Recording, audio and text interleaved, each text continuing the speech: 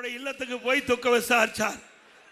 எத்தனை முறை ஸ்டாலின் கரூருக்கு வந்திருக்கிறார், எத்தனை முறை உதயநிதி ஸ்டாலின் கரூருக்கு வந்திருக்கிறார். அப்பொழுதெல்லாம் திரு கே.சி. பழனிசாமியுடைய மனைவி இருந்தது அவளுக்கு தெரியாதா?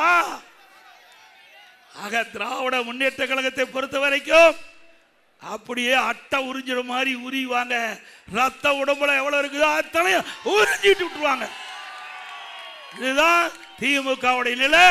திமுக நிர்வாகிகள் புரிந்து கொண்டா சரி, இல்லாவிட்டால் திரு கே.சி. பழனிசாமிக்கு நடந்த நிலைதான் உங்களுக்கு ஏற்படும்.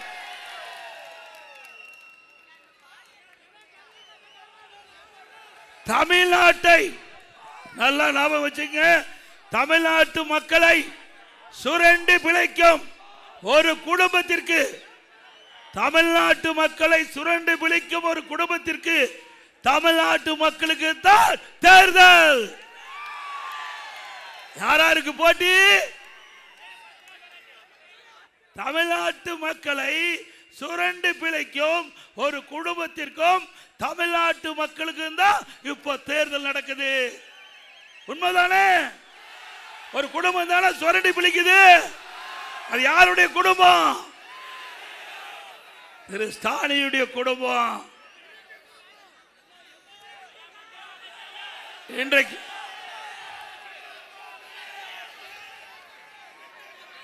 அதே போல திமுக ஆட்சியிலவே பெண்களுக்கு எப்போ பாதுகாப்பு இல்லை. எப்பொழுதெல்லாம் திமுக ஆட்சிக்கு வருதோ அப்பெல்லாம் பெண்கள் பாதிக்கப்படுவாங்க. இன்றைக்கு ஸ்டாலினுடைய ஆட்சி வந்த பிறகு கிட்டத்தட்ட நீங்க எண்ணி பாருங்க, 24,000 பெண்கள் பாலியல் சீண்டலுக்கு உட்படுத்தப்பட்டிருக்கிறாங்க. 18,000 போக்சோ வழக்குகள், அதில் 6,999 வழக்குகள். அதற்காக 84 கோடி நிவாரணம் கொடுத்திருக்கிறாங்க. போக்சோ வழக்குனா சிறுமிகள் பாதிக்கப்படுகின்ற வழக்கு, பாலியல் சீண்டல் ஏற்பட்டு பதிவுப்பட்ட வழக்கு போக்சோ வழக்கு.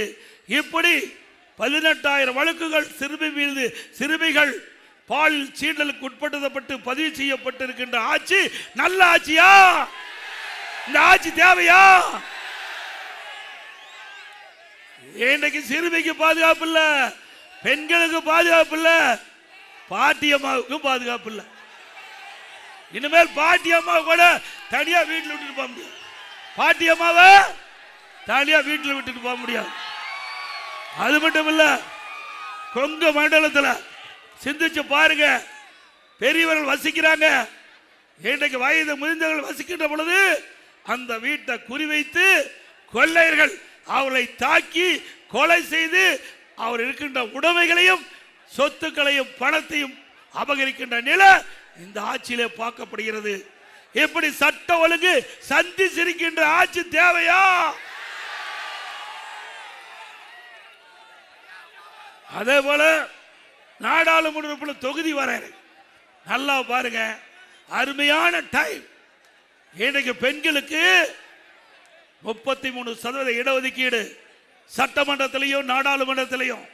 மாண்புமிகு அம்மா அவர்கள் இருக்கின்ற பொழுது நான் நாடாளுமன்ற உறுப்பினராக இருந்தேன். 1998ஆம் ஆண்டு நாடாளுமன்ற உறுப்பினராக இருந்தேன். அப்போ இதே புரட்சி தலைவி அம்மா அவர்கள் பெண்களுக்கும் சம உரிமை வழங்க வேண்டும் சட்டத்தின் மூலமாக.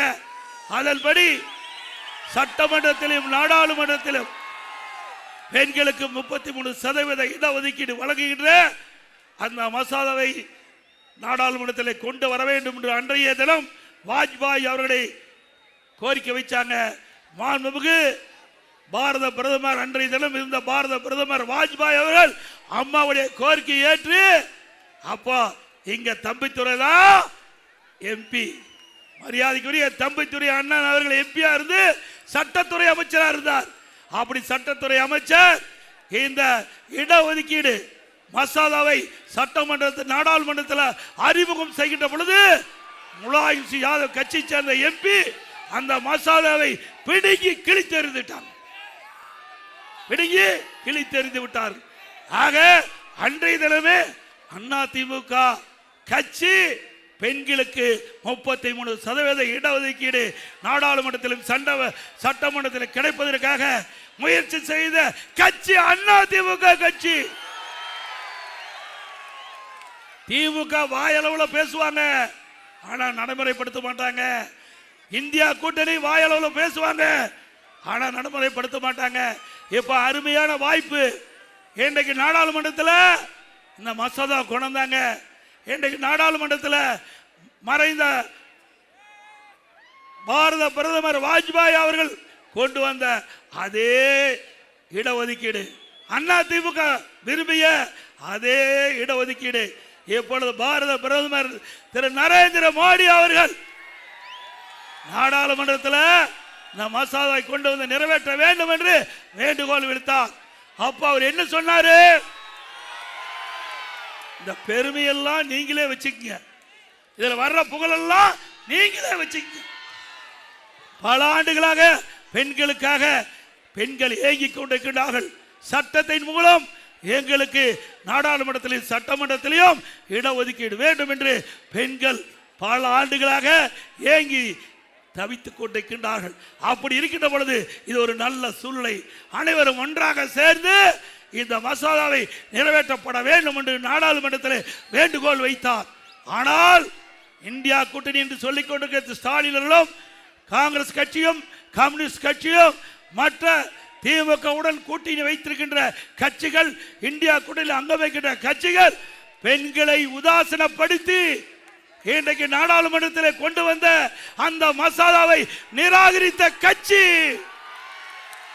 திமுக கட்சி, காங்கிரஸ் கட்சி, கம்யூனிஸ்ட் கட்சி, விடுதலை சிறுத்தை கட்சி. ஆக பெண்கள் எல்லாம் எண்ணி பார்க்க வேண்டும். அருள் கூர்ந்து எண்ணி பாருங்கள். இன்றைக்கு இந்த தேர்தல் மூலமாக தகுந்த பாடத்தை புகட்டுங்கள். உங்களுக்காக குரல் கொடுக்கின்ற கட்சி அதிமுக கட்சி, பாரதிய ஜனதா கட்சி, தேசிய ஜனநாயக கூட்டணி.